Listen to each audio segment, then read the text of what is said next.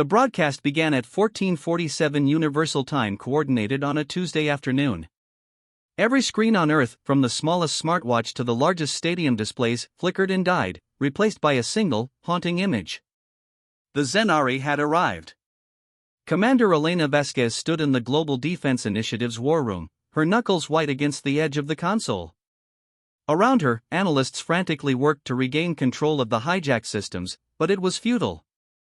The aliens wanted the world to watch, and they had the technology to ensure compliance. The Zenari mothership materialized above New Delhi, a geometric impossibility that hurt to look at directly. Its surfaces shifted between dimensions, casting shadows that fell upward. Through the forced broadcast, humanity watched as a beam of crystal and light descended upon the city. There was no explosion, no fire, just silence. 10 million people simply ceased to exist, their atoms scattered across quantum space. The alien message that followed was transmitted directly into every human mind: we are Zenari. You will submit or face extinction.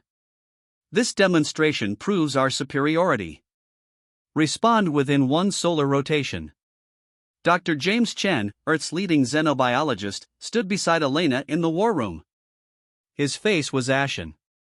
They're not just advanced, he whispered. They're showing off. This is psychological warfare on a scale we've never imagined. But the Zenari had made a critical miscalculation.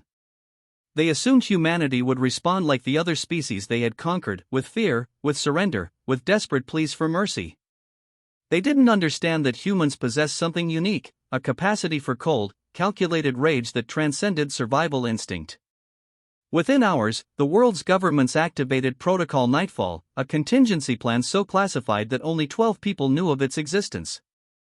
For 30 years, humanity had been preparing for first contact, not with hope, but with paranoia. Hidden facilities on the dark side of the moon, in deep ocean trenches, and buried beneath the Antarctic ice awakened simultaneously. Dr. Sarah Okonkwo, architect of humanity's secret weapon, addressed the emergency council via secure quantum link. The causality engine is ready, she announced. We've had it ready for 7 years. We just needed a target. The engine wasn't a weapon in the traditional sense. It was something far more terrifying, a device that could manipulate probability at a universal scale. Humanity had discovered that the fabric of reality was more malleable than previously thought, and they had learned to exploit it. If we use this, Elena said, her voice steady despite the weight of the decision, there's no going back. We're not just killing them. We're erasing them from ever having existed. They murdered 10 million of us on live television, General Marcus Okafor replied, his jaw set. They wanted to make an example. Let's give them one they'll never forget, except they won't be around to remember it. The vote was unanimous. 12 voices, representing every major power on Earth, spoke as one: execute. Deep beneath the lunar surface, the causality engine hummed to life. It drew power from the quantum foam of reality itself, building charge for the most devastating weapon ever conceived. The Zenari, confident in their superiority, waited for humanity's surrender, unaware that their executioners were already at work. Dr. Chen monitored the Zenari ship's quantum signature, feeding coordinates to the engine.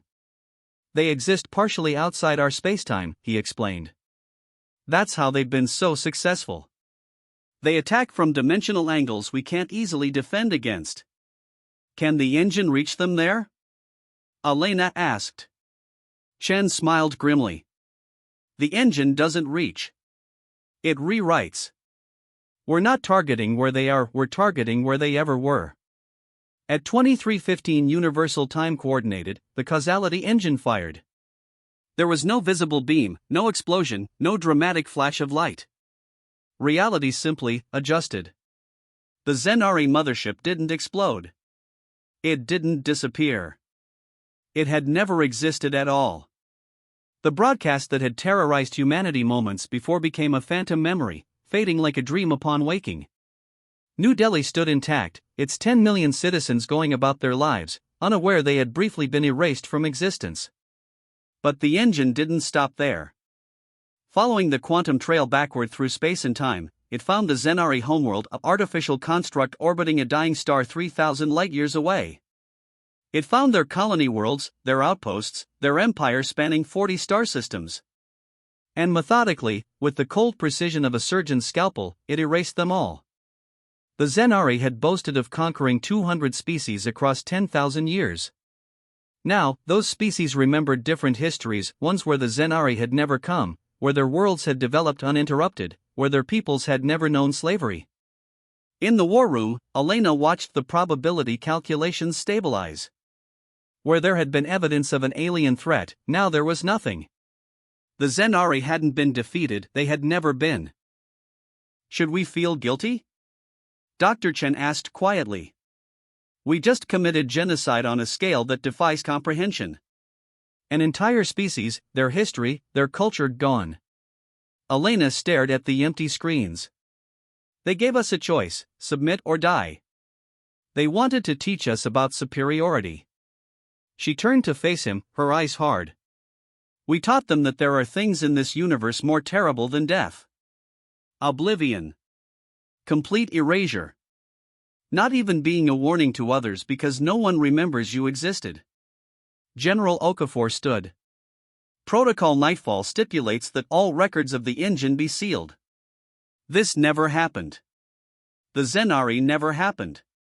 We return to our regular defense programs and pray we never have to make this choice again. As the war room emptied, Dr. Okonkwo remained at her console, running final diagnostics. A single line of code scrolled across her screen, a log entry that would be deleted in seconds, probability cascade complete. Zenari civilization removed from timeline. Collateral causality damage, minimal. Human casualties prevented, 10 million. Alternative timeline stabilized. Warning, engine signatures detected by unknown observers in adjacent dimensional manifolds. Recommend immediate defensive protocols. She reached for the delete key, then hesitated. Somewhere out there, something had been watching. Something had seen what humanity was capable of when pushed to the brink. Dr. Okonkwo deleted the log and stood, her decision made. If other species were watching, let them watch. Let them see what happened when you threatened Earth. Let them understand that humanity's greatest weapon wasn't their technology or their numbers, it was their willingness to do whatever it took to survive. Consequences be damned. The message was clear: leave Earth alone, or face not just death, but something far worse, the certainty that you never mattered at all.